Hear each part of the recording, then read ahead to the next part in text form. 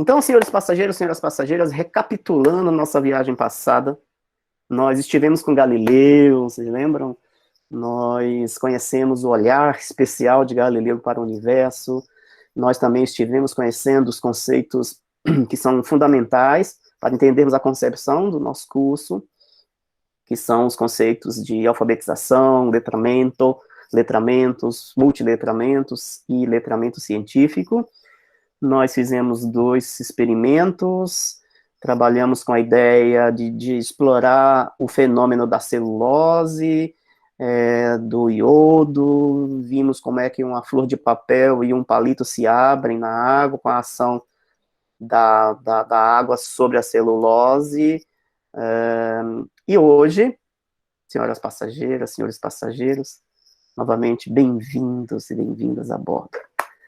Então, o comandante Miranda apresenta-lhes as boas-vindas a bordo da aeronave da ciência. Esse é o voo de número 3, com destino onde a imaginação permitir, fazendo escala onde houver criatividade. Em caso de despressurização da cabine, máscaras individuais não cairão dos painéis acima dos seus lugares. E só para avisar, essa aeronave não possui saídas de emergência. E os assentos das suas poltronas não são flutuantes. E em caso de pouso na água, aproveitem e tomem um bom banho bem gostoso. A Companhia Miranda de Aviação agradece a preferência e deseja a todos uma boa viagem. Observe o número do assento no cartão de embarque, ajustem suas poltronas na posição vertical, afivelem os cintos e preparem para a decolagem. Para uma fantástica viagem hoje pelas fofoquinhas sobre o Isaac, o Newton, o cara da maçã. Ops, nada disso, nada disso. Uma jornada pelas estrelas, pela gravidade do Isaac, o Newton, o cara que revolucionou a física, a matemática, a astronomia, o cara que criou as leis do movimento, as leis da gravitação universal, as leis da ótica. E eu vou ter que chamá-lo aqui para conhecer vocês. Isaac, meu chegado, vem aqui conhecer os meus passageiros, minhas passageiras, meus tripulantes, cara. Vem ou não vem? Hello! Good morning, people. How are you? Oh, beautiful people.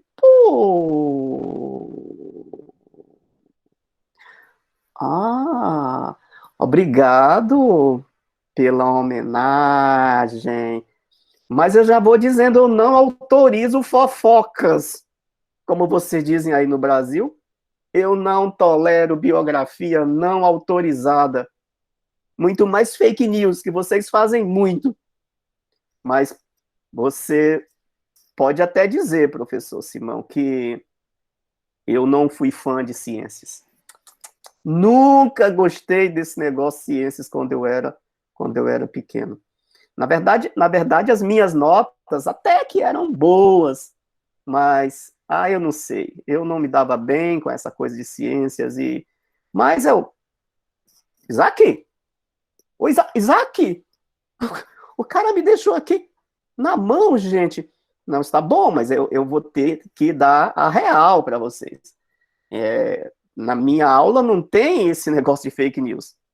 E se eu mentir, ele que me corrija, tá? Aqui do ladinho. Então, na verdade, Isaac, ele não foi bom de escola mesmo. Embora o desempenho, as notas dele eram notas baixas. Não que ele fosse um aluno ruim.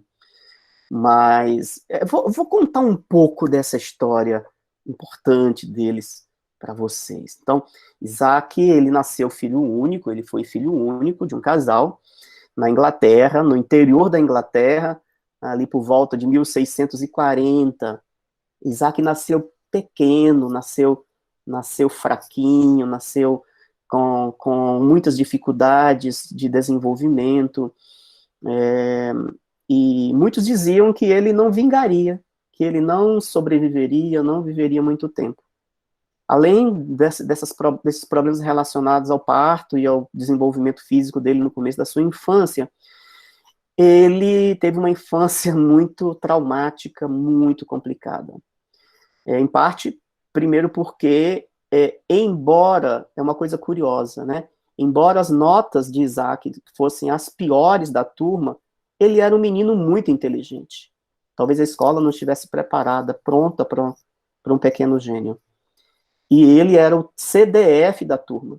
E exatamente por ser aquele cara que se destacava, ele tinha dificuldade de se relacionar com os coleguinhas. E além disso, um outro trauma muito forte na vida dessa criança, logo cedo, foi que ele não conheceu o pai. O pai morreu antes dele nascer. E não acabou por aí. Assim que o pai morre, a mãe conhece um velho ricaço e se manda com esse velho ricaço. Então abandona a criança. Então quem fica para cuidar do pequeno Isaac são os seus avós. E logo, logo, Isaac vai construindo uma personalidade muito, muito rebelde. Eu vou dizer para vocês, né, como a gente costuma dizer no interior, principalmente no interior de Minas, né, se Isaac fosse mineiro, dizia-se que era um menino custoso. Então, Isaac era um menino custoso, rebelde, preguiçoso. Opa, deu até rima. Custoso, rebelde e preguiçoso. Contam as más línguas que a revolta dele com a mãe e também com o padrasto fez ele tomar uma decisão muito perigosa. Ele um dia, gente, ele foi até a casa do casal e tentou tacar fogo com os dois lá dentro. Teve outro dia que na escola ele se mete de uma hora para outra assim numa briga. E nessa briga ele apanhou a beça. Talvez esses acontecimentos levaram ele a tomar uma decisão. Então ele resolveu com ele mesmo que a partir daquele dia, sobretudo do dia da briga, ele iria se aplicar nos estudos e ele iria se tornar não só o melhor da turma, mas ele se convenceu, ele se determinou que seria o melhor em tudo que ele viesse fazer. E foi assim. 8 anos depois, o velho bate as botas. E o que fez a mãe dele? Volta para casa, pega o Isaac de volta, com 3 filhos que ela teve desse casamento, com os quais Isaquinho nunca conseguiu se dar bem. Não era com ele. Mas tá, um ano depois que a mãe volta, é a hora do Isaac mudar de escola. Então, é uma cidade pequena do interior da Inglaterra, a um determinado momento que a escola não atende mais a sequência, né, a sequência dos estudos, e então ele vai para uma outra cidade para continuar os estudos. A cidade era pequena, mas também não era longe, é uma cidade apenas a 10 quilômetros de onde ele morava. Só que não dava para ele ir e vir 10 quilômetros todo dia. Então, nessa cidade ele ficou hospedado ao longo da semana e iria e voltava para a casa da mãe no interior nos finais de semana. Então lá ele ficou na casa de um farmacêutico que havia sido amigo do pai dele. E esse farmacêutico incentiva o Isaac a ler livros de ciências. Ele era muito interessado em ciências. Olha onde ciências vai entrar na vida do menino. A partir de conhecer a biblioteca de ciências do senhor onde ele morava. E mais, esse senhor gostava muito de fazer experimentos e chamava Isaac para fazer junto. Isaac começou a achar aquilo tudo muito interessante. Bom, mas chega uma hora que a mãe dele, totalmente na contramão de tudo, até porque ela não havia passado pela escola, acha não, a mãe dele sempre achou. Mas, na verdade, o que acontece? a mãe dele havia comprado uma fazenda, uma parte da herança que o ricaço deixou. Os 3 filhos já trabalhavam para ela com ela nessa fazenda, e na verdade ela queria mais uma mão de obra. E como ela achava que estudar não vale para nada, então ela tirou o menino da escola e levou para a fazenda e obrigou ele a fazer os trabalhos braçais da fazenda. E lá ele ficou. Mas, para a sorte dele, ou se ele fez isso já esquematizando um jeito de se livrar daquela situação de exploração do trabalho infantil, né, gente? Ele era um menino muito atrapalhado. Tudo que ele fazia, ou quase tudo, dava errado. E teve até um dia que ele deixou os animais da fazenda, os animais do sítio da mãe, escaparem pela cerca. E essa fuga dos animais foi trágico, porque os animais entraram e destruíram cercas e plantações dos agricultores da vizinhança. Não deu outra. Isaac entrou numa encrenca danada. Chegou até ser fichado na polícia, porque tinha uma legislação muito rígida quanto a isso. E a mãe recebeu uma multa pesadíssima. A mãe, furibunda, claro, já não gostava muito do filho, já tinha aquela toda situação vivida, quer se livrar do menino. Então contam as más línguas que essa foi a intenção de se livrar do menino, mandando o menino de volta para a escola, só que ela disse que ele fosse para se preparar para os estudos na Universidade de Cambridge.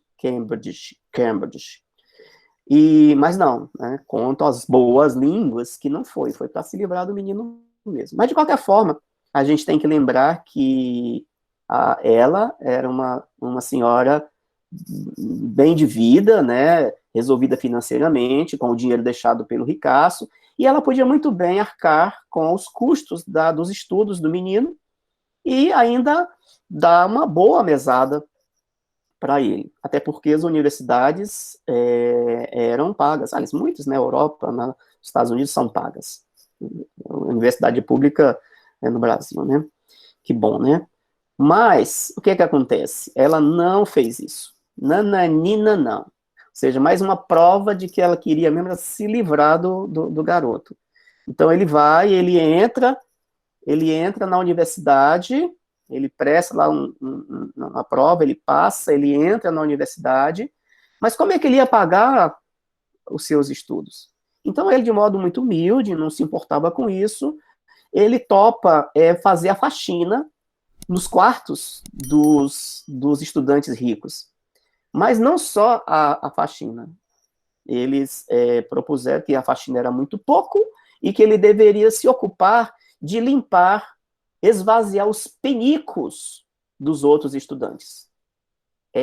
Cara.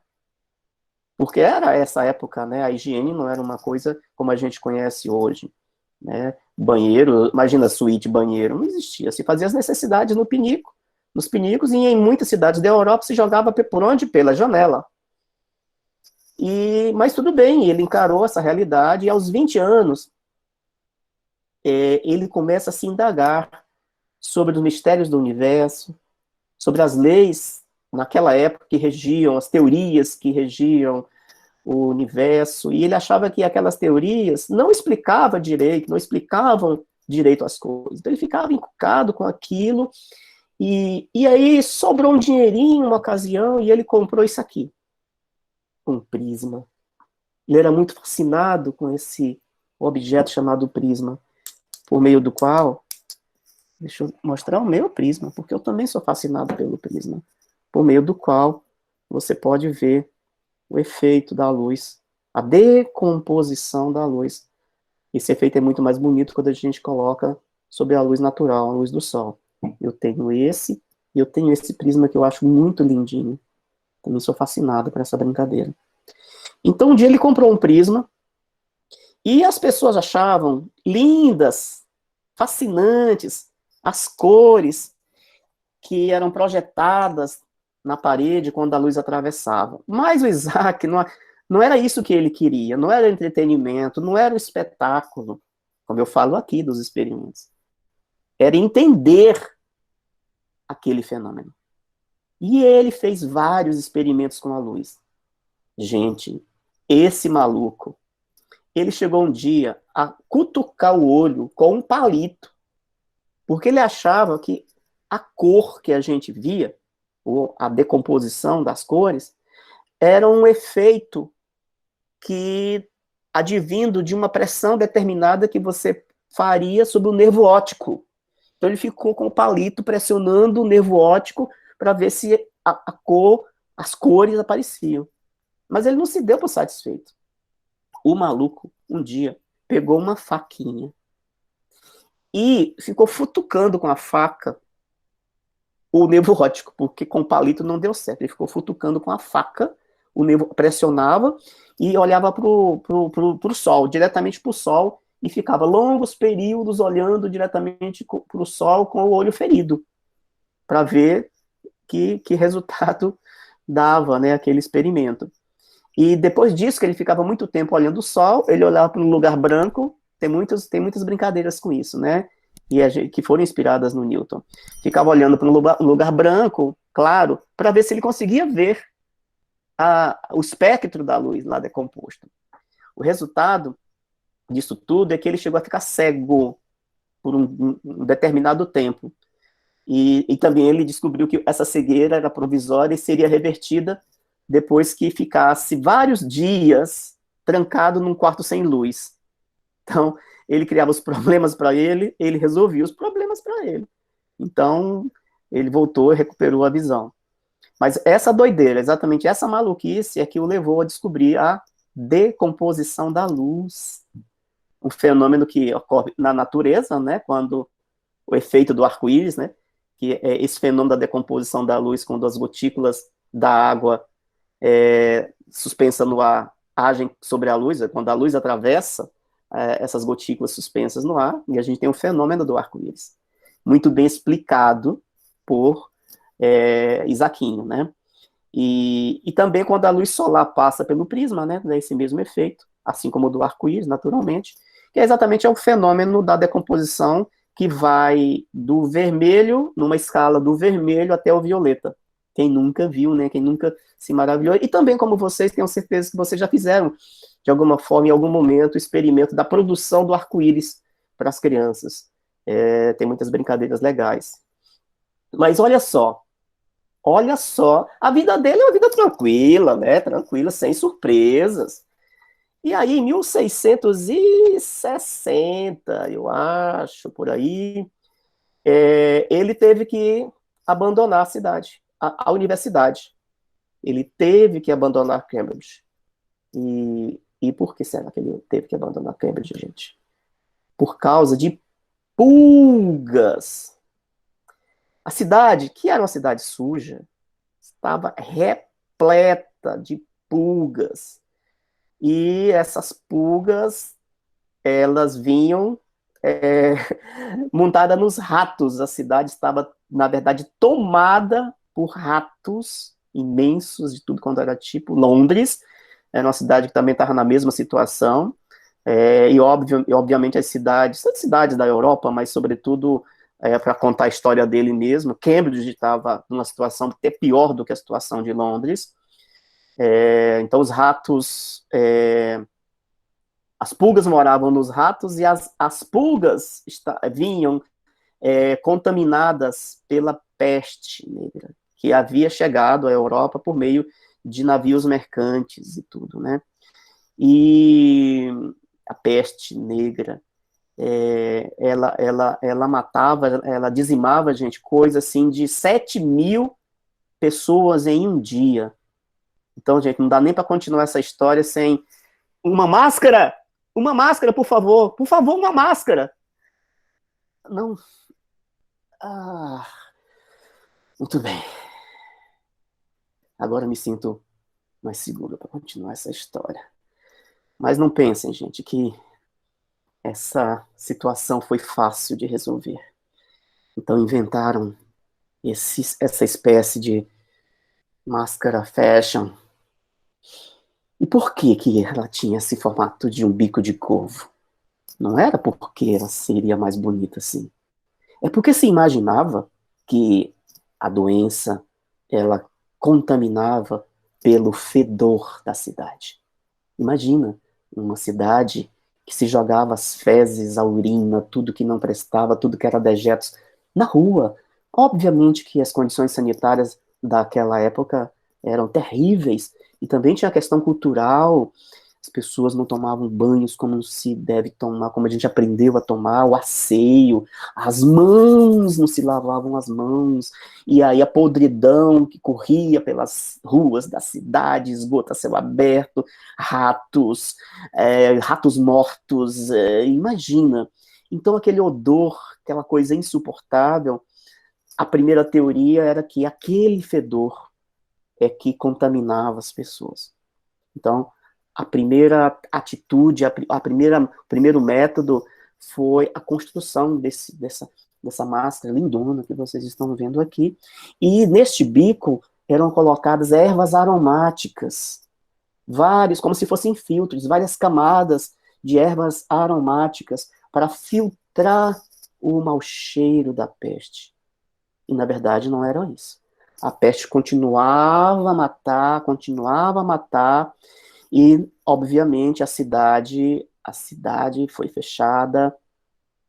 O governo decretou, ou palavra difícil, o governo decretou, sabe o quê? Lockdown, isolamento social. E nesse período de um ano e meio,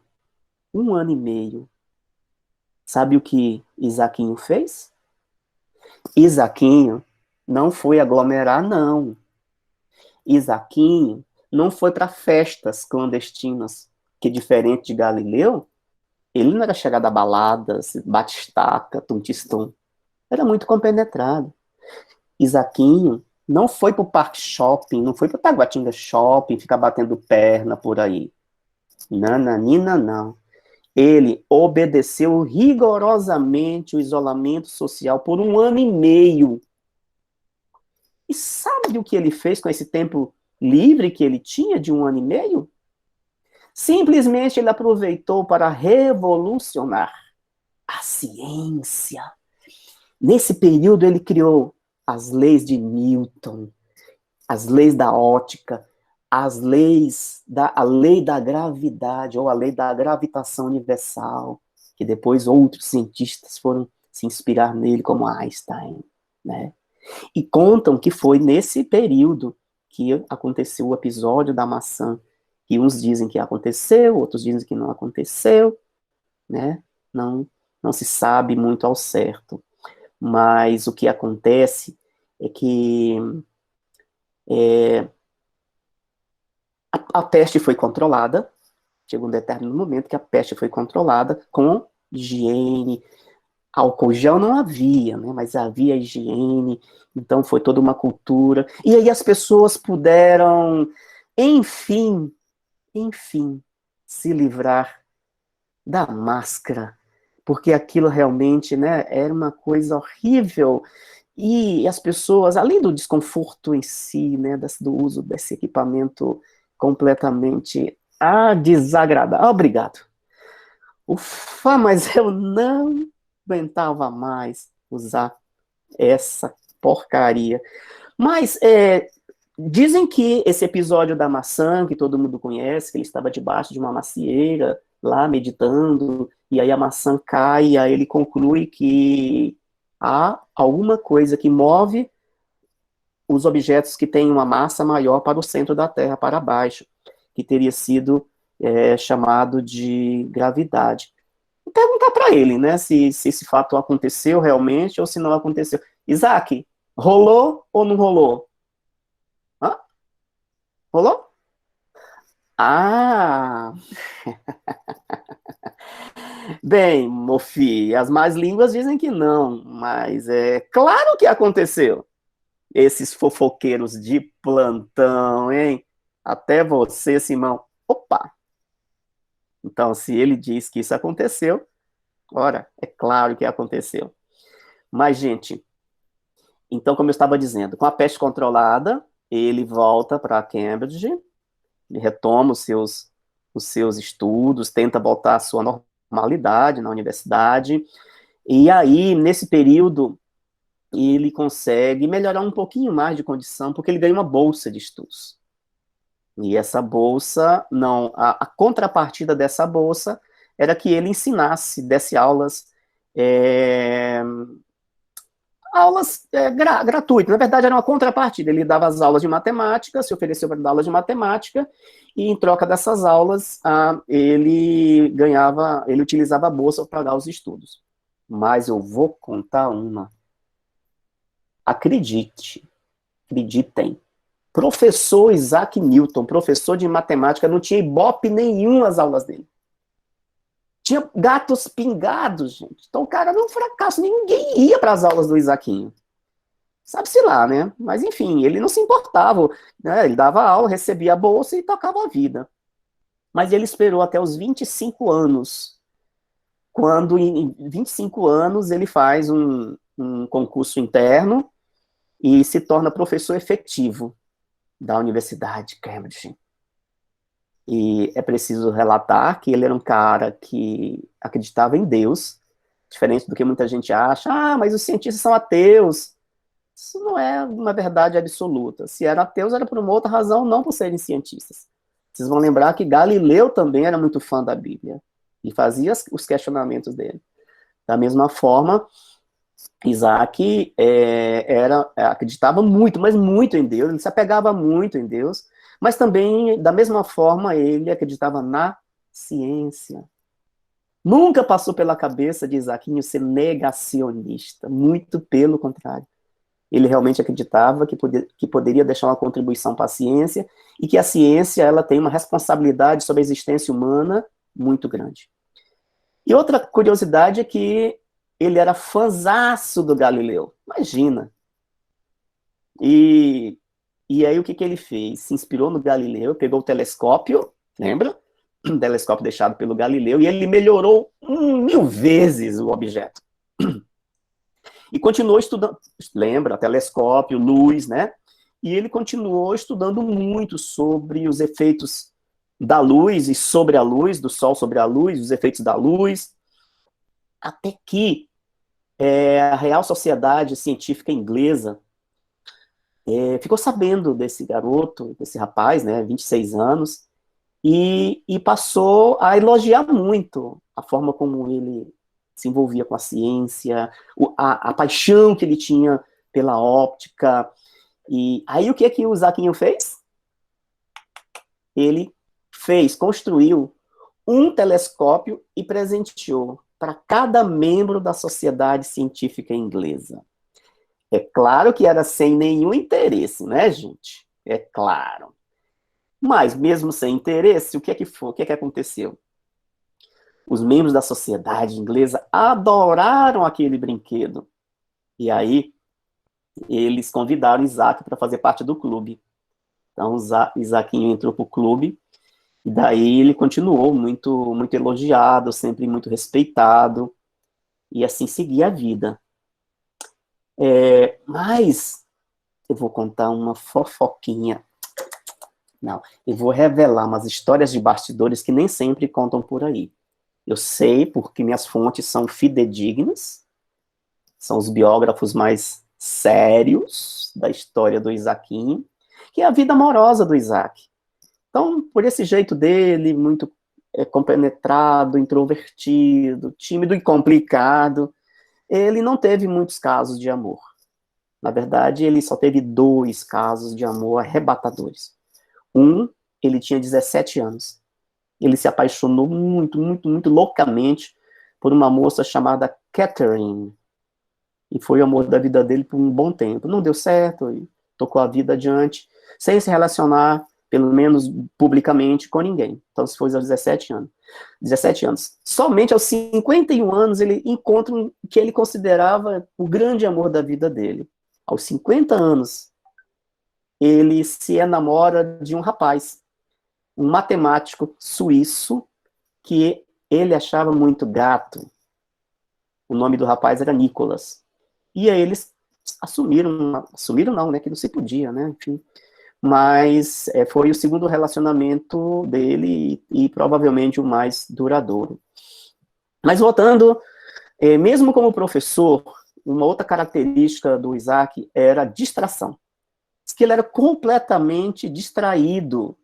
Então, teve um dia em que ele saiu pro restaurante, no lugar onde se fazia as refeições, em Cambridge, e ele passou pelo restaurante e foi embora.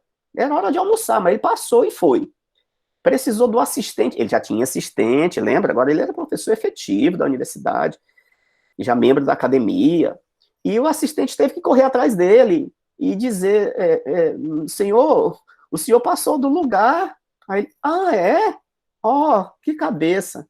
Aí ele volta e passa de novo, e vai pro dormitório dele, e deita. Aí o assistente volta de novo, mas senhor, o senhor não almoçou. Ele, eu não almocei?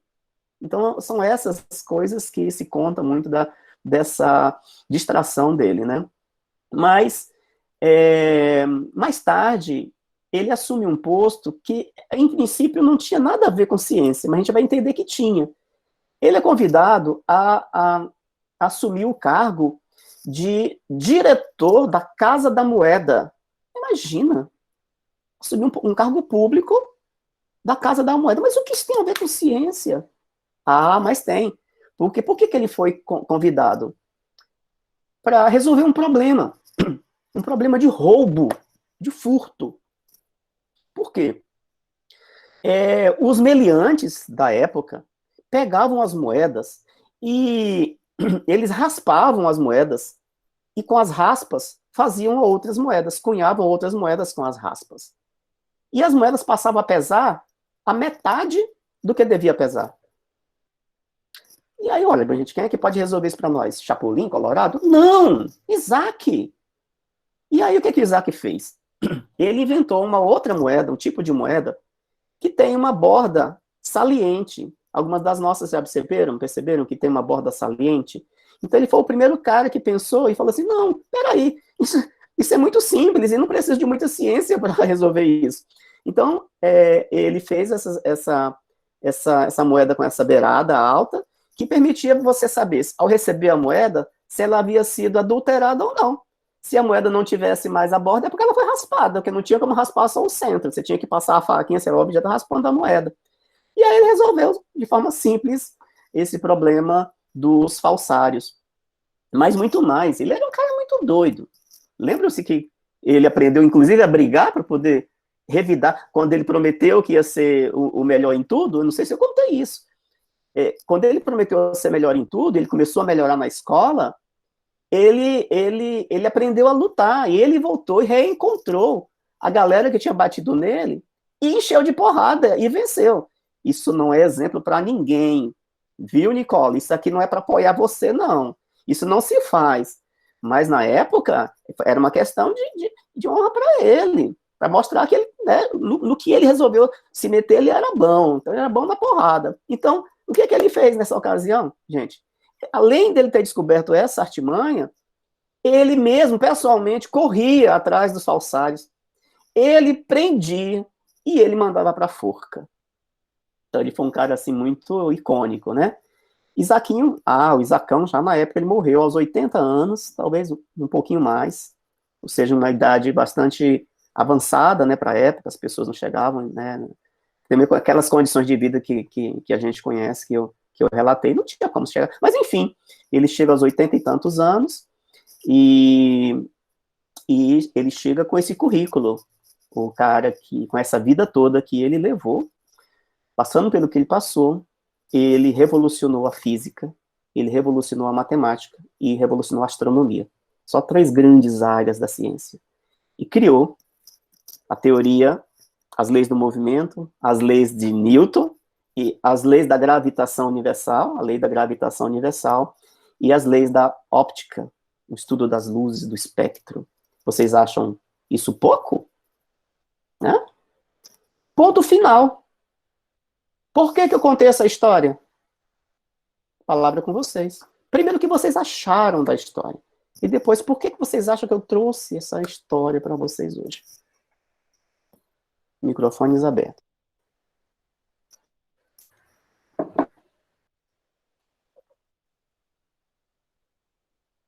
fazer inscrições para falar, tá? Para ninguém ficar falando um sobre o outro.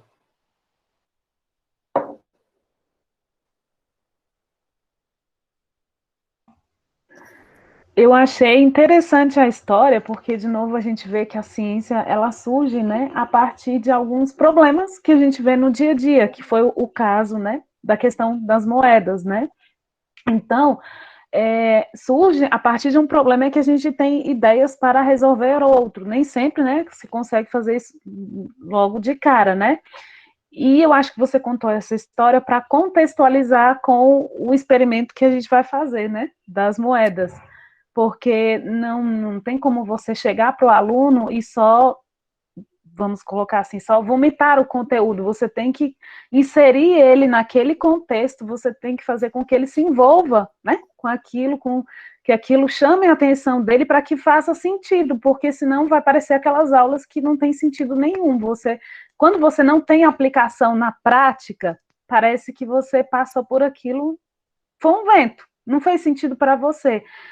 Que é a questão da afetividade, que ontem a gente teve até uma live sobre a jornadinha literária, e o autor falou justamente essa questão da afetividade, né? Aquilo que faz sentido para o aluno é o que vai movê-lo, né, a ter conhecimento ou não. O Newton, quando ele teve lá aqueles problemas que ele pensou, tá todo mundo dizendo que eu não sou nada, pois a partir de hoje eu vou ser alguém, entendeu? Então, é uma forma de incentivar a buscar o conhecimento, né?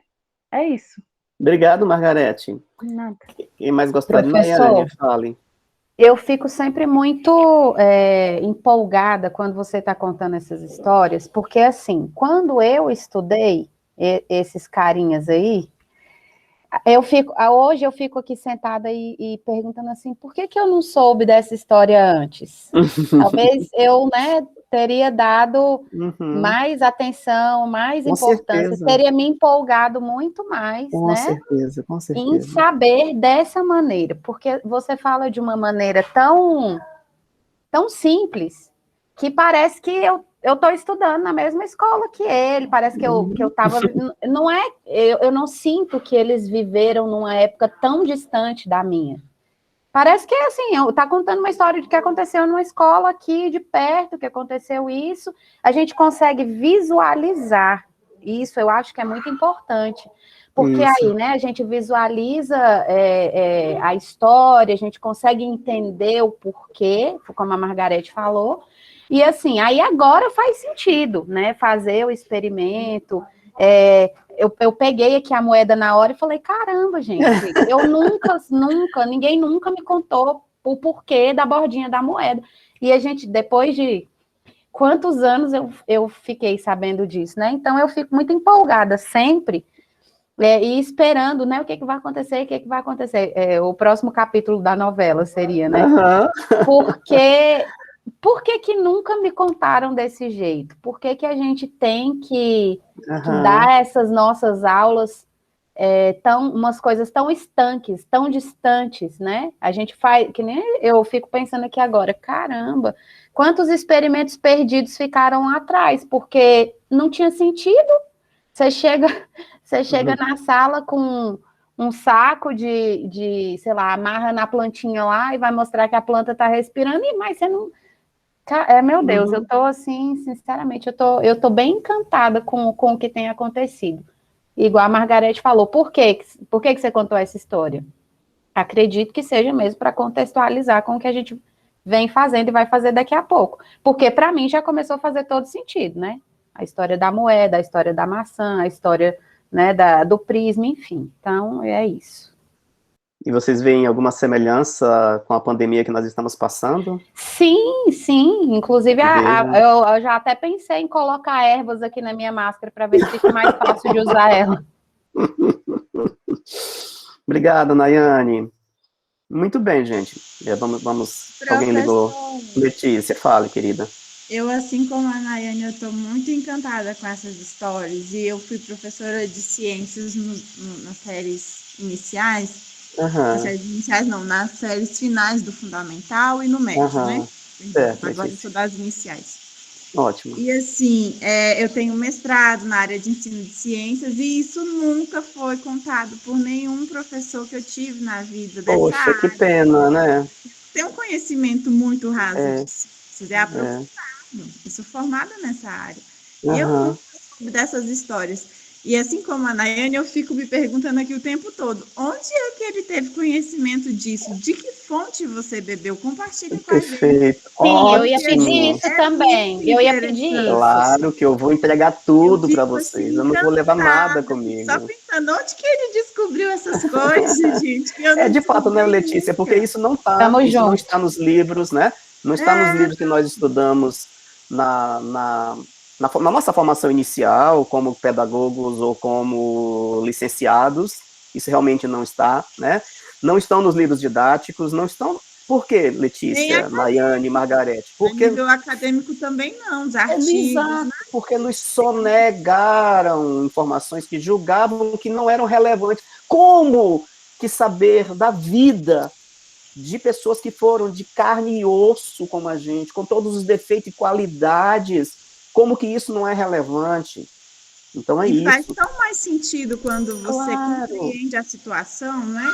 E aí você entende, nossa, exato. esse conhecimento não veio assim do nada, porque fica com a impressão de que eles eram gênios, que do Isso, nada ele jogou a maçã pela janela não, e teve a ideia da gravidade. Não foi assim. não, pois é, entende? Então é isso. E também para dizer para vocês que não cometam esse erro, porque nós não podemos sonegar para as nossas crianças informações que pode parecer que são de fundo, mas elas são de frente, né? Elas não são de background, né? Elas são informações que precisam vir à frente, ou pelo menos juntas, né, com a informação científica, vamos dizer assim.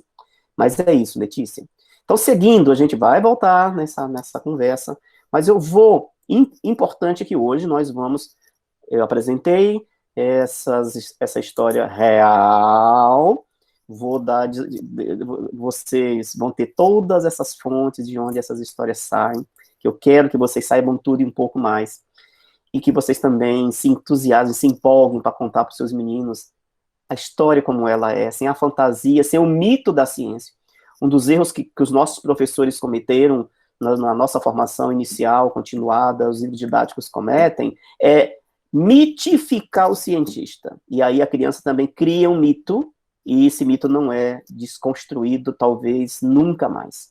Então a gente vê e olha para esses caras, e essas moças que a gente vai conhecer, muitas delas também, como pessoas que nunca erraram, como pessoas que ser gênio significa que nunca pisaram nessa terra, que nunca pisaram na lama, que nunca sofreram por amor, nunca foram abandonados pela família, nunca. E nossas crianças vivem isso, né? Vivem o abandono, vivem a exclusão. Então, vivemos também nós, né? Cada qual do seu jeito, todas as dores, e como diria Caetano Veloso, mas as delícias de sermos o que somos. Então, nós não Exatamente. podemos repetir isso de mitificar para as nossas crianças esses gênios. Então a gente E já tem a está. questão da identificação também, que vai estimular o aprendizado, porque tantas Claro, crianças saem da escola porque não veem sentido daquilo dali. Pensam que o conhecimento ele foi produzido por pessoas fantásticas, pessoas com a mente muito brilhante. Sim, eles tinham a mente muito brilhante, realmente, mas tem um contexto social e histórico por trás que ninguém conta. poderoso. E isso Exatamente, daí é o que Letícia. faz da ciência ser algo tão conhecido pela sociedade como algo tão inatingível, como algo que não é capaz Isso, de ser produzido por qualquer pessoa. isso, perfeitamente. Muito bem, minha gente linda. Gostei das avaliações que vocês três fizeram. Agora, vamos entrar no campo da pedagogia histórico-crítica, porque é sobre ela que se assenta essa minha proposta de formação. Para a gente entender que tem o fundo teórico importante de como a gente fazer para que o conhecimento ele faça sentido na vida dos aprendizes, das nossas crianças. Então, hoje a gente vai mergulhar e conhecer os fundamentos teóricos da pedagogia histórico-crítica. Por quê? Porque no próximo encontro síncrono, nós já começaremos a botar a mão na massa na construção das nossas sequências didáticas à luz da pedagogia histórico-crítica. Então, antes de qualquer coisa, eu sempre, quando converso sobre esse assunto, eu sempre digo, gente, são duas formas que a gente tem que direcionar e dirigir a nossa fala. Primeiro, para nós mesmos, como professores, ou seja, é preciso que a gente leia, é preciso que a gente esteja como vocês estão agora. Então, vocês estão... há uma fala que é a desta formação para vocês, e essa fala, ela precisa reverberar essa fala para os nossos estudantes. Senão, esse ciclo não se fecha, a coisa não faz sentido. Porque se o estudante não tiver essa consciência de que ele está aprendendo de uma forma diferente, de uma forma que visa produzir sentidos, provavelmente ele tenha muita dificuldade de aprender. Então, a primeira coisa, então, é pensar que essa fala para o aluno pode ser por meio, inclusive, de uma literatura para crianças. Pode ser por meio de um desenho animado, pode ser por meio de um filme, pode ser por meio de uma história que você conte, pode ser por meio de um experimento, pode ser por meio de 1000 formas.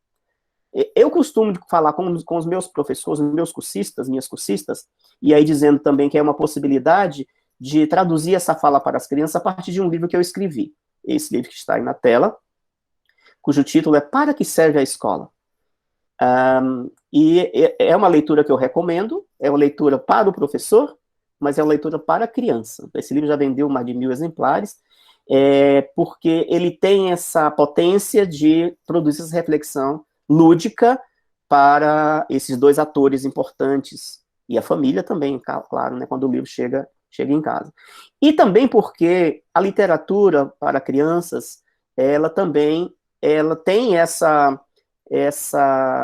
ela pode ser utilizada, ela pode ser uma estratégia no desenho da sequência didática à luz da pedagogia histórico-crítica, como um enriquecimento da problematização e da instrumentalização nas etapas da sequência didática. A gente vai entender quais são todas essas etapas no nosso próximo encontro síncrono, mas hoje eu tenho que dizer que a gente precisa favorecer o estudante de uma forma lúdica para entender não só o conteúdo que a gente está traduzindo, que a gente está utilizando na sequência didática, mas o que está por trás dele, qual é a nossa intencionalidade atrás dessa organização diferente. Por que eu estou dizendo isso? Porque quando a gente busca uma formação que nos abra, né, os horizontes para os lados, para a frente, que o profissional da educação, professores e professoras como vocês, eu tenho certeza que se vocês estão nessa formação, é porque buscam otimizar essas ferramentas, é porque acreditam numa escola diferente, que acredito que a escola ela pode ser diferente, que ela possa fazer a diferença na vida das nossas crianças. É sobretudo aquele professor que um dia passou pelos bancos da escola pública e que é o que é hoje porque a escola pública te favoreceu o selo. Lembra da história do Newton? Que mesmo dentro de todas as limitações de exclusão, de pobreza que muitos de nós passamos quando éramos crianças, nós olhamos para a escola e acreditamos nela, e um dia nós dissemos assim, a escola vai me fazer cidadão. E é na escola que eu acredito. E somos nós, esses professores, que todo dia que entra numa sala de aula, todo dia que vamos para uma escola, mesmo que seja nesse formato remoto, por mais que seja esse formato desagradável, distante, frio, mas no fundo nós acreditamos que tudo que a gente faz aqui no remoto, o que nós fazíamos antes, e o que nós vamos fazer quando nós voltarmos, é buscando uma escola que nós idealizamos. Pode ser uma utopia, e é uma utopia, uma escola que não produza a inclusão, né? Que não produza a injustiça, que não produza a desigualdade. Na verdade, a escola que nós idealizamos é outra. É a que produz a inclusão, que inclua todos indistintamente de classes, de credos, de etnias. A escola que a gente imagina é a escola que produza a igualdade, a justiça, a emancipação, diria Paulo Freire. A escola que a gente busca todo dia quando a gente está com os nossos meninos é aquela que afirma os valores democráticos. É aquela que supera o status quo que é mantido pelas classes hegemônicas do nosso país. Mas nós sabemos, é uma utopia, mas nós precisamos nos alimentar dessas utopias. Victor Hugo, poeta francês, disse certa vez que o que é utopia hoje é carne e osso amanhã. Então, a utopia, ela é o combustível que precisa nos alimentar. No dia que a gente desistir de pensar o utópico, nós entregamos tudo já de mãos dadas. É isso que as classes hegemônicas querem da gente. Na verdade, essa escola que produz justiça, que produz submissão, essa escola que domestica as nossas crianças, essa escola que acha que ensinar obediência é favorecer que a criança tenha seu lugar na sociedade. Não. Ensinar obediência é ensinar domesticação. Inclusive, quando ele sair da escola, ele vai ser um domesticadinho. Que, em vez da obediência, a escola tem que ensinar respeito. Se a gente aprende a respeitar, nós não precisamos desse machado cruel da obediência. A escola que ainda aliena, a nossa escola aliena muito os nossos estudantes, a nossa escola oprime, a nossa escola é autoritária, e tudo isso conflui para manter o quê? O status quo vigente, porque não há política pública que ela seja livre das intencionalidades. Não há política pública, não há currículo neutro. Quem elabora os currículos tem a força de dizer para onde quer que a escola vá. O poder vigente tem a força de dizer que não quer mais a escola como a gente conhece. O poder absoluto vigente quer, por exemplo, que as crianças se eduquem em casa. Estamos aí à beira da implantação de uma coisa chamada homeschooling, que vai acabar com a nossa escola e, sobretudo, acabar com o futuro dos nossos jovens. Sobretudo numa perspectiva de uma sociedade democrática efetivamente transformadora, socialmente transformadora. Então, para vocês, eu digo, todos os dias, a gente precisa se alimentar com algumas perguntas. A gente precisa revisitar e rever que concepções de humanidade eu tenho, de sociedade eu tenho, que concepções de escola eu tenho. Porque se na resposta vier qualquer escola serve, ou se a escola ensinar as letrinhas e os números já cumpriu o seu papel, eu vou dizer para vocês, nós não estamos prontos para essa tarefa. Pode procurar outro lugar, que seu lugar não é na escola pública. E se você perguntar e se responder, a resposta vier que a tua concepção de sociedade é, porventura, uma sociedade que é uma sociedade de classes, e, sobretudo, o que ele chama de meritocracia. Chega os melhores preparados, isso é justiça social, isso não é justiça social. Meritocracia é outra coisa. Você precisa perguntar de onde, que condições aquele sujeito teve. Ele tem condições de igualdade para competir com alguém que veio das classes hegemônicas, das classes sociais mais abastadas? Nós tivemos quando nós lutamos por um espaço na escola, nós lutamos com igualdade de condições para entrar numa universidade? Não, isso não é meritocracia, ao contrário, isso é injustiça. Injustiça social. Então, essas perguntas a gente tem que fazer todo dia. Para que serve a escola? Por isso que eu pergunto nesse livro. Quando a criança lê esse livro, ela começa a pensar que a escola serve muito mais do que para as letras e os números. Mas também, minha gente, é perguntar todo santíssimo dia. Para que nós servimos? Por que nós estamos na escola? Qual o nosso papel? O que é ensinar? Porque, Gabi, o meu papel é ensinar. Mas se pergunte, o que é ensinar? E se pergunte também, o que é aprender? Já se perguntaram, o que é aprender? É perigoso perguntar isso. Você pode se surpreender e descobrir, de repente, que você nunca ensinou. Que seus meninos nunca aprenderam. E perguntar, para que mesmo que a gente aprende? Nos imaginarmos, quando nós fomos estudantes e somos o tempo todo, né? Para que nós aprendemos? Né? E, sobretudo, por quê, para quê e para quem nós estamos ensinando? Pense nisso. Para quem nós estamos ensinando? Então, para isso, visando essas elucubrações, o Saviani, Dermeval Saviani, ele propôs uma pedagogia que quer ser diferente. E a pedagogia histórico-crítica. Ela é histórico-crítica, esse binômio, ela vem do histórico primeiro, por quê? Porque a gente precisa compreender que todo ato educativo ele não é neutro, eu disse isso. Ele não é neutro por quem faz as políticas e ele não pode ser neutro para nós que operacionalizamos esse currículo na sala de aula. Ninguém pode nos obrigar a fazer o que eles mandam fazer. Nós temos um currículo, e, aliás, o nosso currículo é um dos mais libertários, inovadores, emancipadores deste país, E mesmo com esse currículo, dá todas as oportunidades de fazer uma educação transformadora, muitos de nós rejeita este currículo, vai fazer do seu jeito, alimentando, inclusive, essa distância dessas valas sociais. Então, primeiro, entender que a educação, gente, não é que ela tem um poder de interferir na sociedade, a educação interfere poderosamente na sociedade. E a educação, ela contribui de forma potente para a transformação da sociedade, para o bem ou para o mal. Essa consciência política a gente tem que ter. Porque se você se coloca uma professora neutra, um professor neutro, que não existe, neutralidade não existe, na verdade ela existe, porque se você se diz neutro, você está a favor das classes hegemônicas, cara pálida.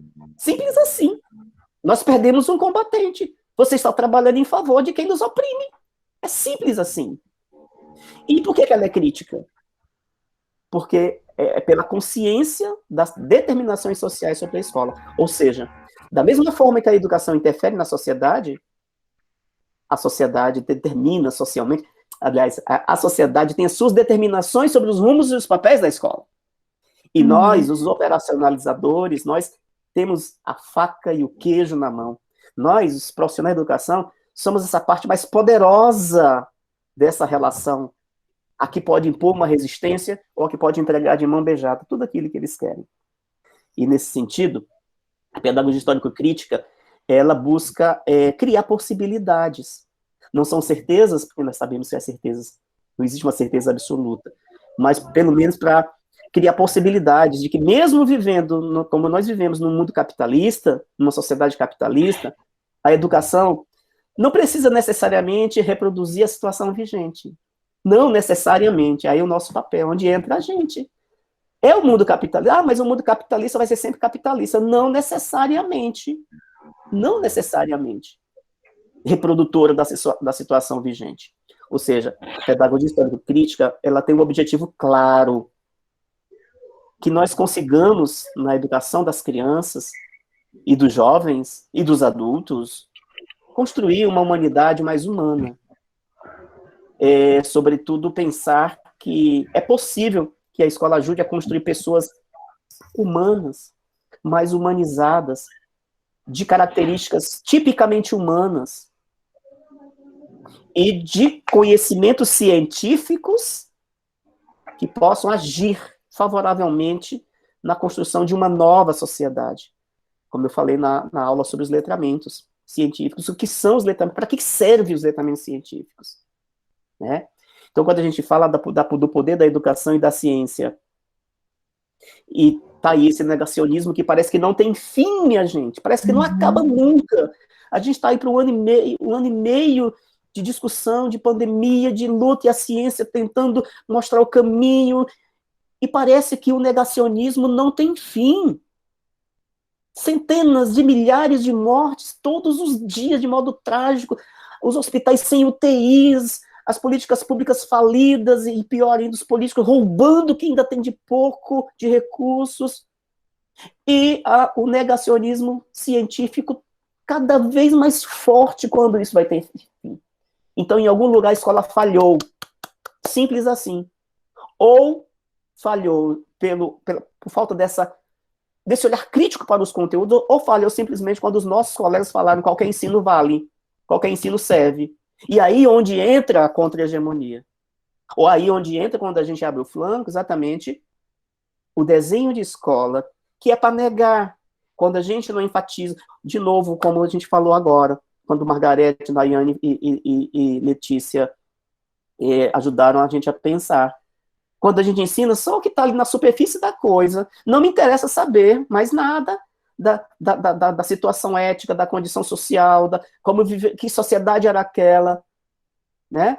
Então, a pedagogia histórico-crítica, ela vem para abrir essa possibilidade da construção de uma nova sociedade. Eu vou mostrar aqui no próximo slide, para a gente entender que ela se apoia em 3 grandes marcos: o marco filosófico, o marco psicológico e o marco didático. Tá? Então, primeiro, do ponto de vista filosófico, onde é que ela se apoia? Em Marx. Ela se apoia no materialismo histórico dialético, que é a realidade material objetiva que interessa. É a situação social atual que interessa. e não subjetividade, não a priorismo, perfeito? Então, o materialismo histórico dialético, o desenho, eu fiz aqui uma redução dele, que ele se apresenta da seguinte forma: como é que o conhecimento se constitui nessa perspectiva filosófica do Marx, do MHD do Marx. Então, se parte do empírico, vamos para as abstrações, abstraímos do empírico, ou seja, o empírico é o prático, é o experimento, é o real vivido, né? Experimentado. Daí, a gente constrói as nossas abstrações sobre aquele vivido, para que a gente tenha condições de chegar no concreto. Então é isso, veja. Nós não podemos simplesmente descobrir o concreto do nada. A realidade concreta, eu tropecei aqui numa pedra, eu achei, eu bati a cabeça, agora eu estou vendo o mundo real concreto. Não, cara pálida. É preciso viver um processo. E o materialismo histórico dialético dá essa oportunidade. Dizendo de um outro jeito, que eu coloquei na segunda linha para ficar mais didático, a gente parte de uma realidade, eu acabei de falar isso, real, olho para o real, que me aparenta, eu olho para esse real, produzo as minhas reflexões sobre esse real, que me aparenta, e daí eu construo exatamente o real pensado. E não é mais o aparente, é o real sobre o qual eu produzi reflexões. Então, é um real que ele é transformado. Portanto, ele foi pensado, esse real. De novo, ele não nasceu de um trupicão que eu dei. Dizendo de uma terceira forma mais didática ainda, nós partimos da prática social, do que nós estamos vivendo, as nossas dores e as nossas delícias. A partir da vivência desse real, eu construo as teorias possíveis dele. Essas teorias nos dão condições para uma nova prática. Uma prática que não é mais a prática do começo, é uma prática transformada, é uma prática vivida, refletida. Então, essa é o desenho da perspectiva filosófica. Do ponto de vista psicológico, veja que maravilha, eu acho isso uma coisa genial. Então, se nós temos, do ponto de vista filosófico, um pé no materialismo histórico dialético, nós temos o outro pé na psicologia histórico-cultural, ou hoje, como a gente chama, teoria histórico-cultural, elaborada por Vygotsky e os seus colaboradores. E a teoria histórico-cultural, onde ela se sustenta?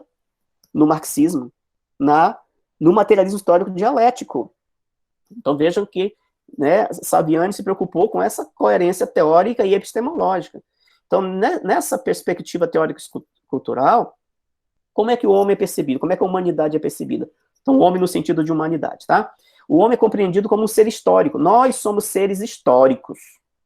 Então, lembram, né, que a pedagogia ela é histórica e ela é crítica para Saviani. E é o que está no nosso currículo, certo, gente? Os pressupostos do nosso currículo são a teoria histórico-cultural e a pedagogia histórico-crítica, desde o berçário até o final do ensino médio.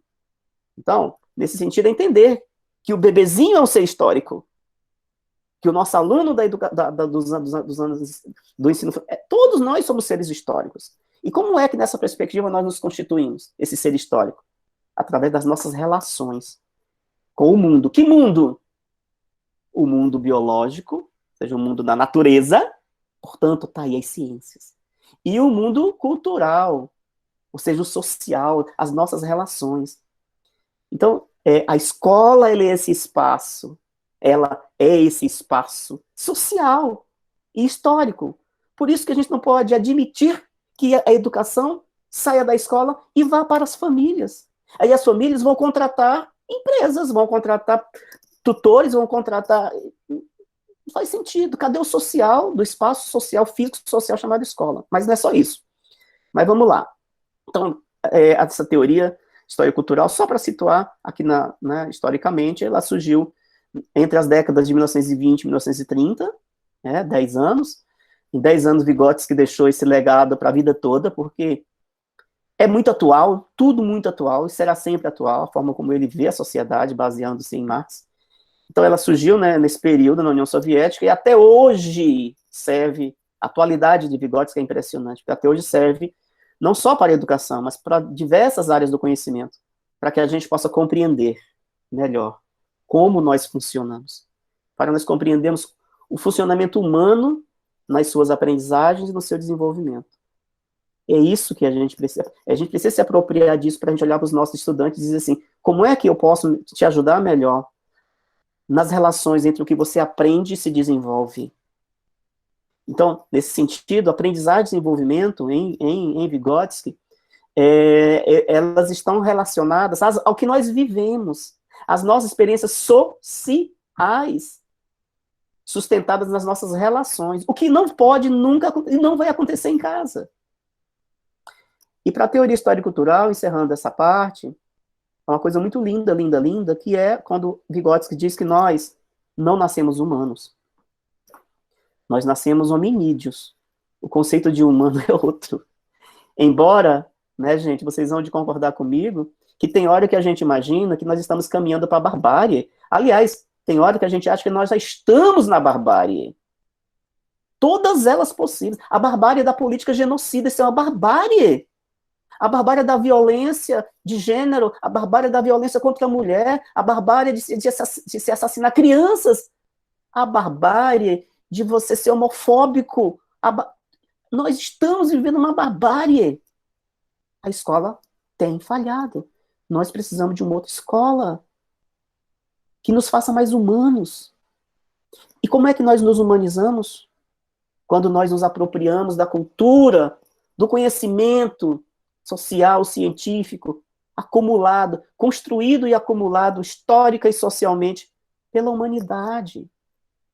E aí que a gente pode favorecer que as nossas crianças, os nossos jovens, tenham essa oportunidade de se tornarem humanos e lutarem contra a barbárie.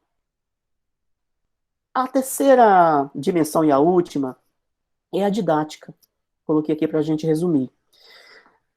Nessa perspectiva, e aí nos interessa, tudo nos interessa, mas aqui muito, muito, muito, é a teoria do dialética do conhecimento, do Gasparin. Gasparin é um autor, um pedagogo brasileiro, colega meu, inclusive. Ele foi orientando do Saviani, e ele que desenvolveu, à luz da pedagogia histórico-crítica, a didática que é a didática que é recomendada no nosso currículo, que se baseia, então, que denomina, né, a teoria dialética do conhecimento. O que é isso? Então, vamos lá. Nessa perspectiva, quando nós planejamos uma aula, um processo, um projeto, qualquer coisa que o valha, ou uma sequência como a gente vai fazer, como a gente vai aprender, o conhecimento se constrói, de novo, ó, lá do Marx, hein, e lá do Vygotsky. O conhecimento precisa se construir a partir do que há de materialidade, e não de apriorismo. Ou seja, a partir da prática social humana, hoje, agora, nas diversas culturas, nas diversas sociedades. E, sobretudo, dos processos de transformação da natureza que a humanidade forjou. E também levar em consideração que o que influi, o que é que contribui, o que é que interfere na construção do conhecimento quando nós estamos com o nosso aluno.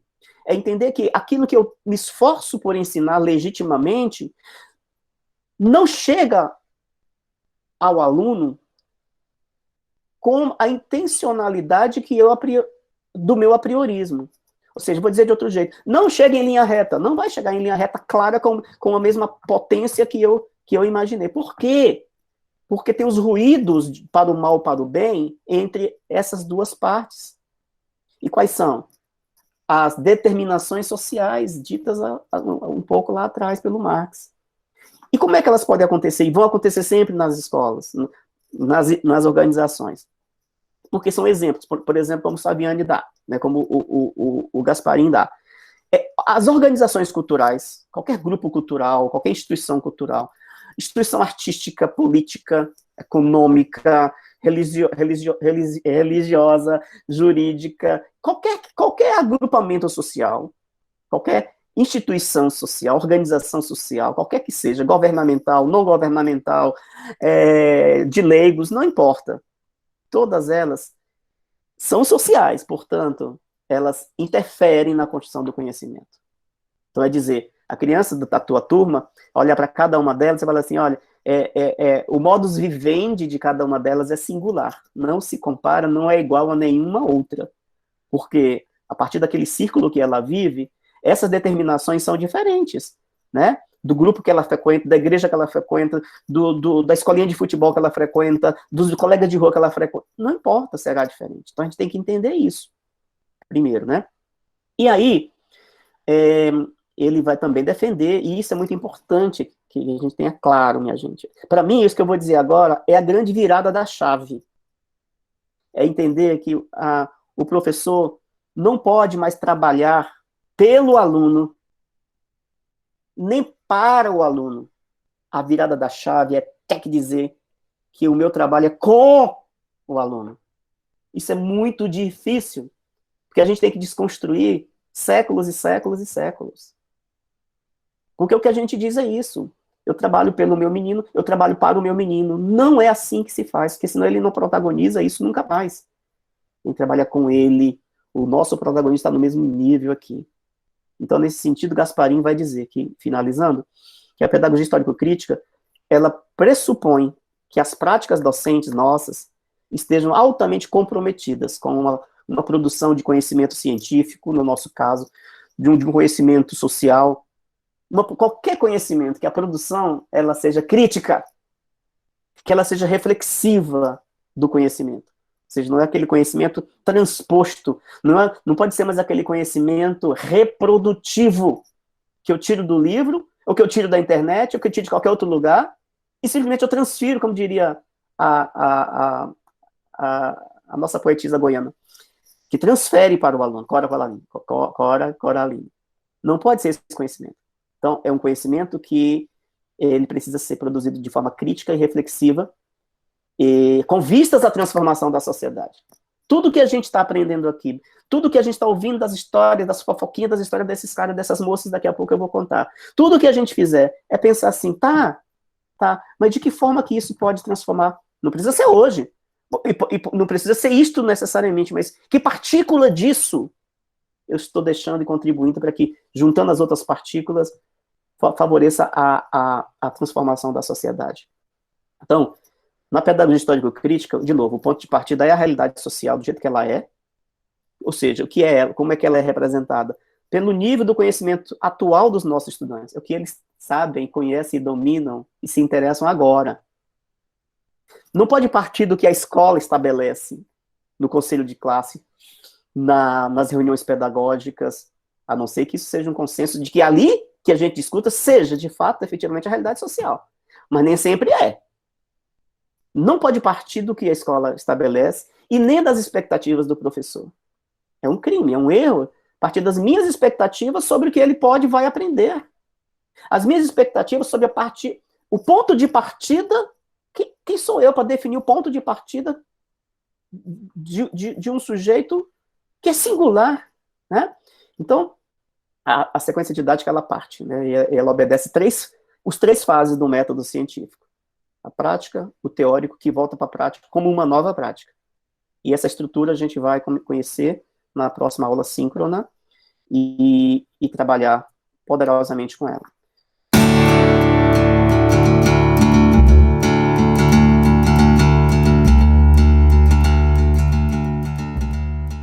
Obrigado mais uma vez. E vamos organizar os nossos pertences, alguns pertences que nós levaremos na nossa viagem. Então, nesse momento, eu vou solicitar que vocês peguem o seu palhacinho, recortem, quem já recortou, ótimo, já tem um passo à frente, mas eu gostaria que mostrasse para mim. Kênia, você vai retirar esse pinozinho da frente, eu esqueci de dizer que ele vai embora também. Que a gente mostrasse aqui os seus palhacinhos, o recorte dele, quem não recortou pode fazer isso agora.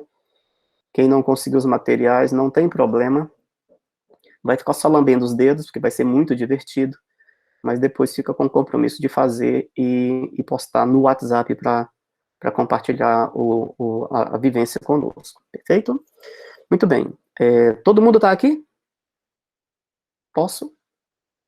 Então, muito bem. Silêncio significa que eu posso. Então, nós vamos pegar o nosso retângulo de papel. Todo mundo com um retângulozinho de papel. E o que é que a gente vai fazer agora? Isso, Kênia. Delicadamente, com a cola bastão, nós vamos colar o palhacinho nesse papel cartão, para ele ficar durinho. Muito bem, Cíntia. Muito, muito bem, Kênia, perfeito. Margarete, ótimo, Margarete. Quem já chegou até aqui, então, já pode dar um passo à frente. Qual é? Agora vai recortar novamente o palhacinho, agora dessa vez, no papel cartão, para ele ficar rígido. A ideia é que ele fique rígido. Então, como vocês recortaram da primeira vez, agora vão recortar no papel. Então, ele vai tomar novamente a silhueta do palhacinho sem o papel. Agora ele vai estar rígido.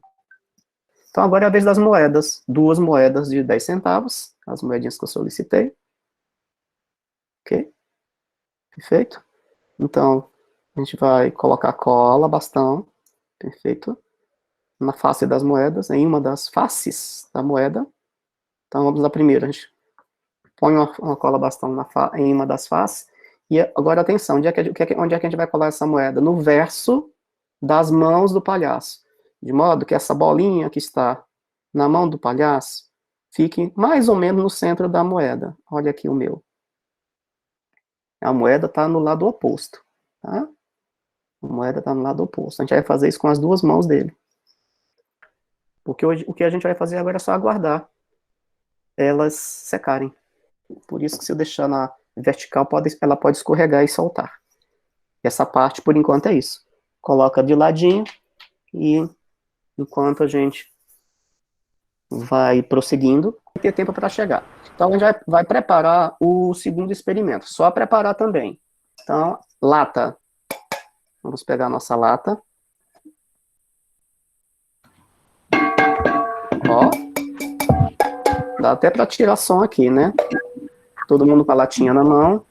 A outra moeda. Tchan, tchan, tchan, tchan. Perfeito.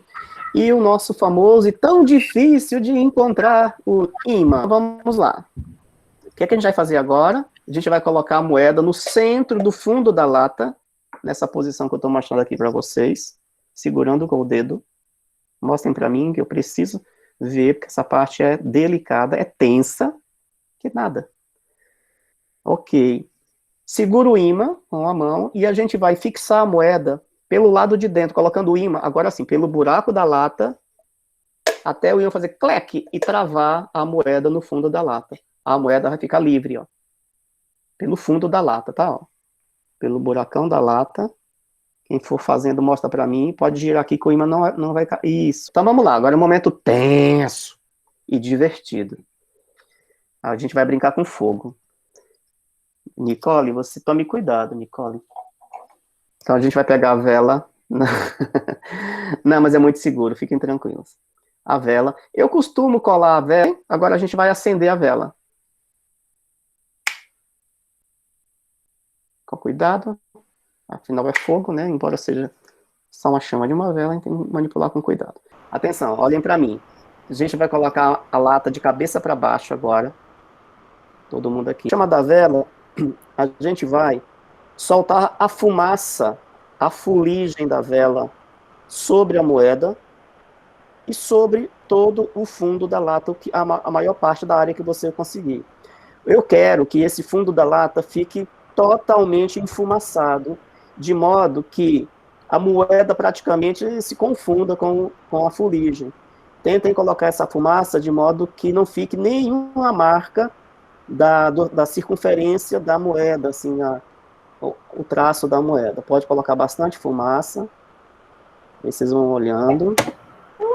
Deixem bastante negra essa fumaça, densa, girando a vela, como eu estou mostrando aqui para vocês, né, com bastante calma. Quando vocês perceberem que o fundo está bastante negro e a moeda está bastante negra também, é ponto. Pode desligar a vela. E aí eu quero que vocês mostrem para mim aqui na câmera. Segure o palhacinho pelas pernas.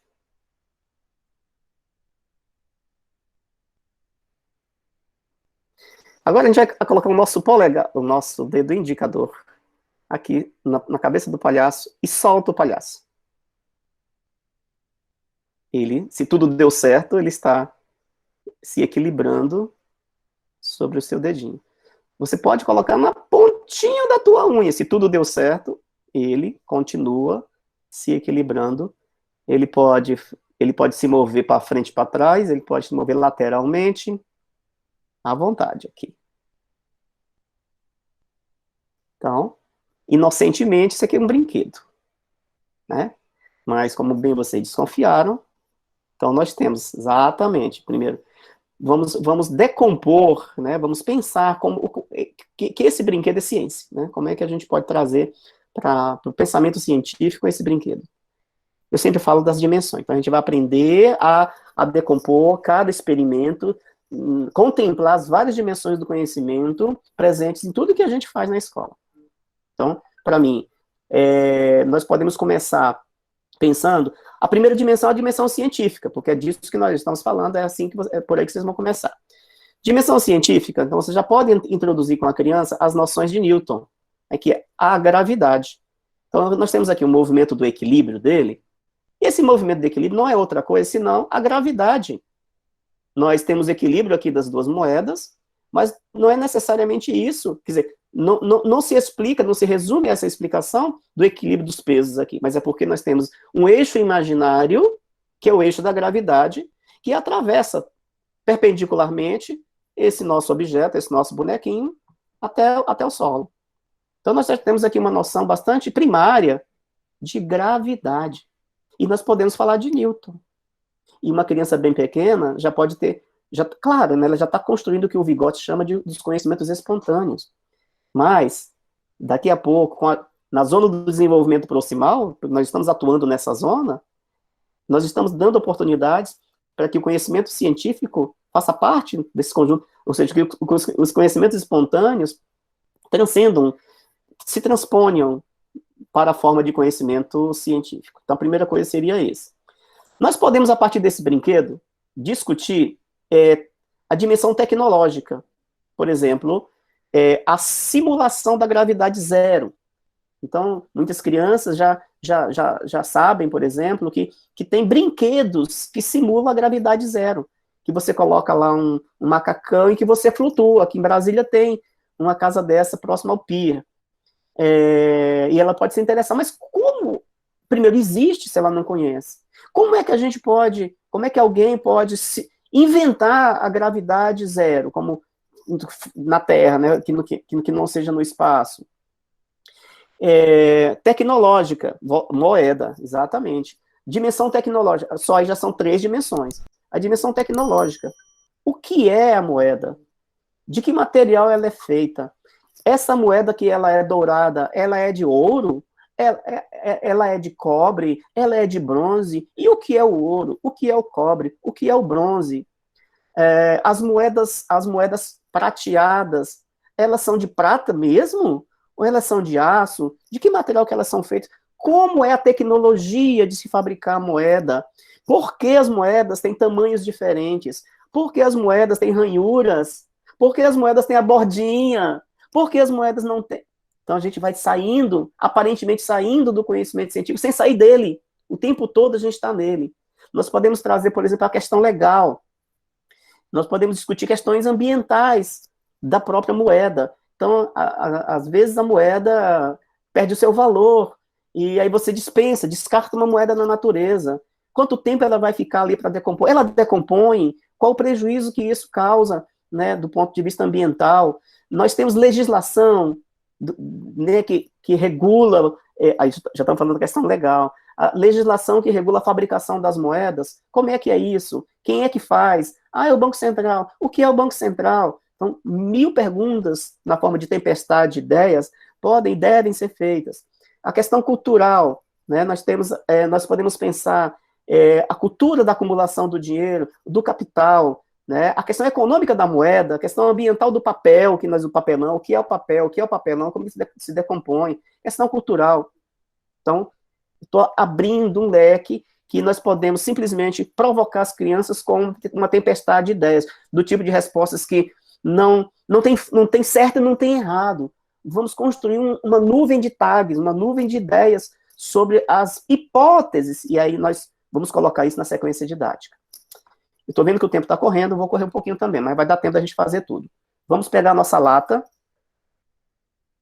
com muito cuidado, não deixa a moeda deslizar, a minha aqui já deslizou. Então, olha só, essa é uma hora tensa também.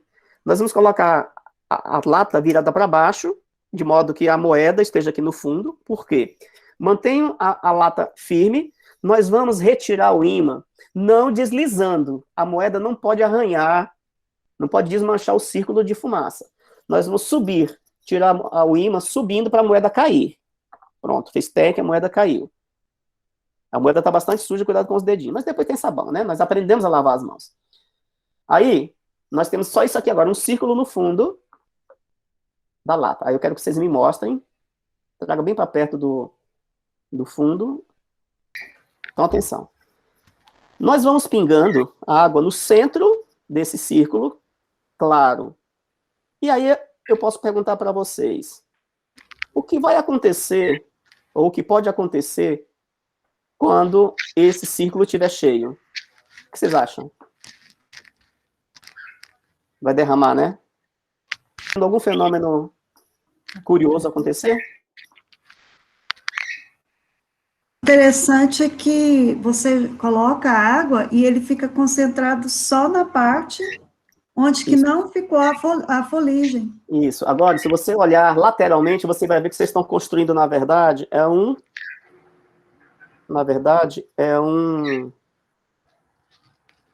uma montanha. A água está subindo, ela não está escorrendo para as laterais, né, Kenny? Dá uma ideia, dá uma sensação de gelatina. Ok. Vou até mostrar aqui. Agora, quem tiver agora uma anilina por perto, só para ficar bonito, ficar colorido, pinga uma gotinha de anilina sobre a bolha.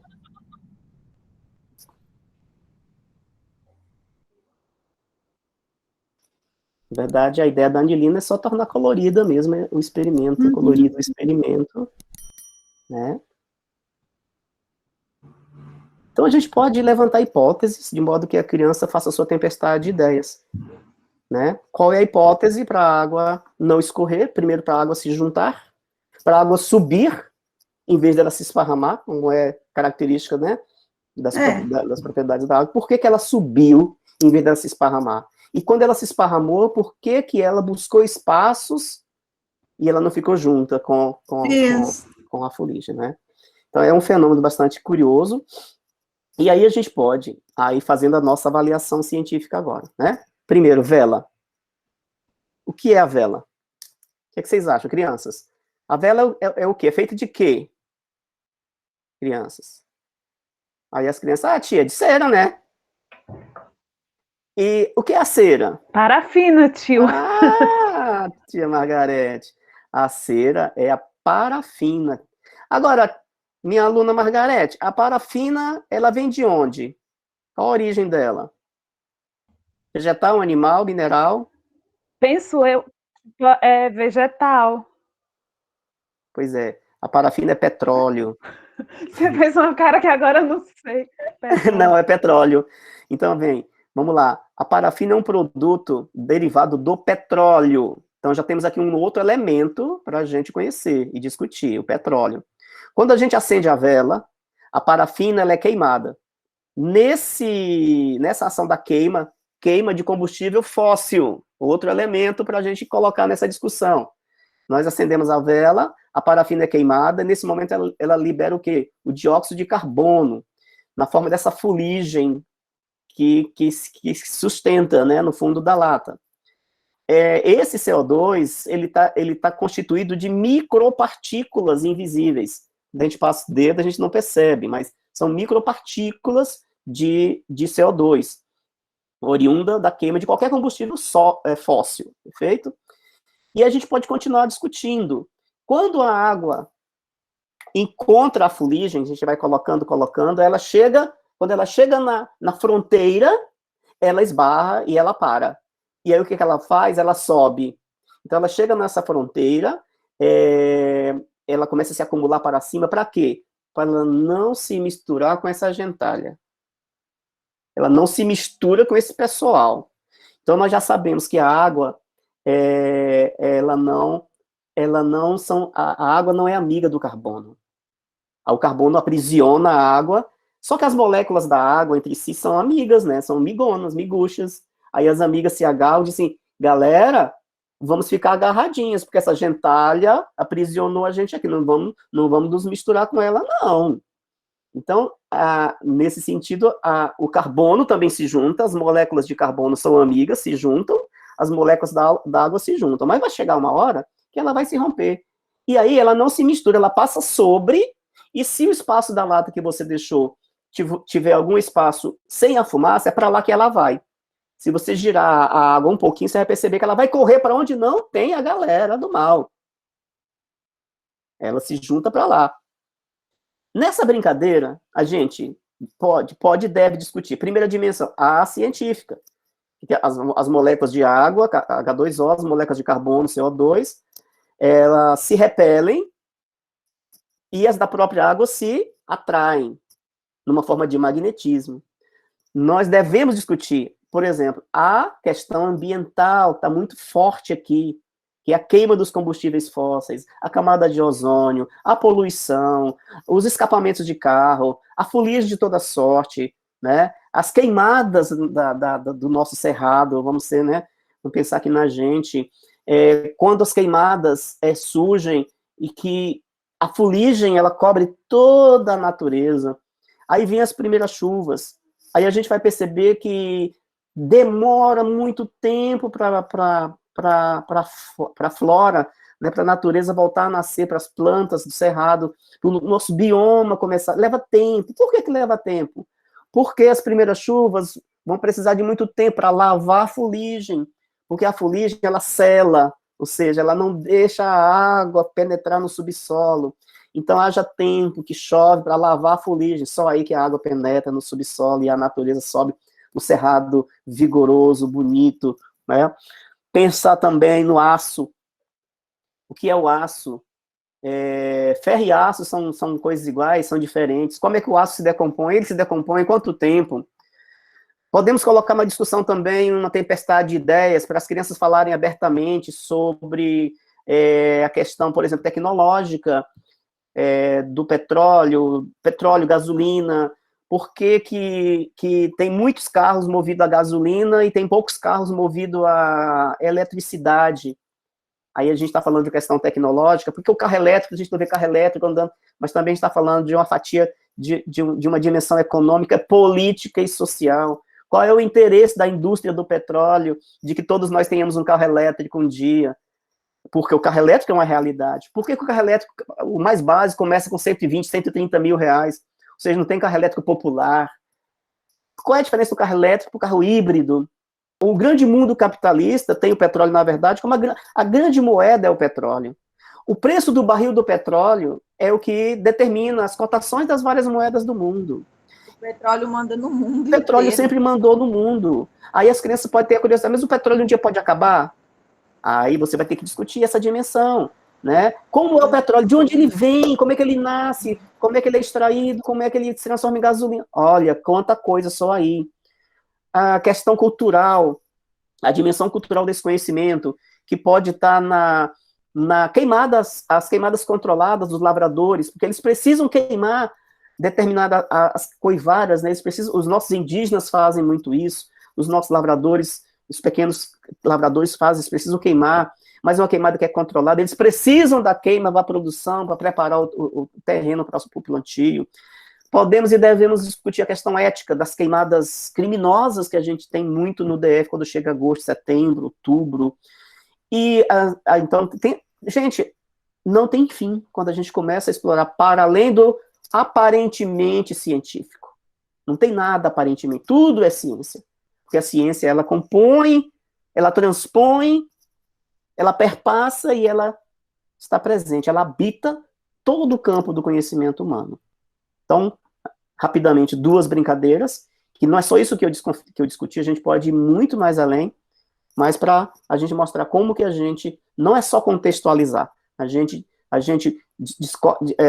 ajuda a criança a perceber que qualquer conhecimento, ele tem várias facetas, inúmeras facetas, e todas são extremamente importantes, porque são a partir delas que eu defino para mim o que é significativo e o que não é significativo. Até aqui, ponto. Quem quiser comentar, por favor, assim, no geral do encontro de hoje, estejam à vontade, que a gente já está caminhando, eu quero respeitar o horário de vocês, caminhando para o final do nosso voo de hoje. Senhoras passageiros, senhores passageiros, o microfone está aberto. Essa foi minha aula preferida até agora, apesar de eu não, não Letícia. apesar de eu não ter podido fazer os experimentos, porque eu não consegui todos os materiais, mas assim, o contexto social, histórico, econômico que foi abordado foi fascinante mesmo. E você ainda não respondeu a minha pergunta da sua fonte, eu quero saber onde vem. Eu vou colocar para todo mundo. Eu vou deixar você com mais gostinho na boca, você, Nayane, todo mundo que está doido para saber, mas eu vou entregar de bandeja para vocês. Fiquem tranquilas, né? Senhoras passageiras, senhores passageiros. Então, dentro de instantes, pousaremos de volta ao aeroporto de Brasília. Então, mantenham os encostos da poltrona na posição vertical, mantenham suas mesas fechadas e travadas, preparar para o pouso. Muito obrigado pela manhã de hoje. Eu amei estar com vocês, amei ter vocês como parceiras e parceiros nessa viagem. Fiquem bem, usem máscaras, não aglomerem e até a próxima.